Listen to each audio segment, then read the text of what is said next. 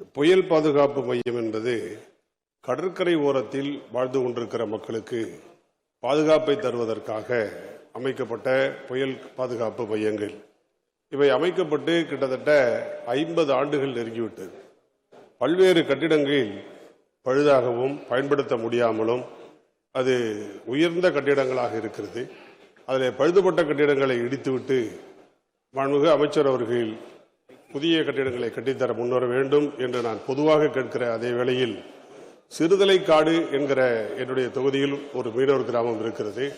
அது நாலா பக்கமும் கடல் நீரால் சூழ்ந்திருக்கிற தீவு போல இருக்கிற ஒரு பகுதி. அந்த ஊருக்கு சென்று வருவதற்கே 3 கிலோமீட்டர் தூரம் போக வேண்டும். அந்த மக்கள் பாதிப்பு ஏற்படுகிற போது மிகவும் சிரமப்படுகிறார்கள். நான் உங்கள் தொகுதியில் முதலமைச்சர் என்கிற திட்டத்தில் அந்த கட்டிடத்தை கட்டித் தருவதற்கான வேலையை கேட்டிருந்தேன். அது திட்ட மதிப்பீடுகள்லாம் தயார் செய்யப்பட்டது. ஆனால் நிதி ஒதுக்கப்படவில்லை, பணி தொடங்கவில்லை.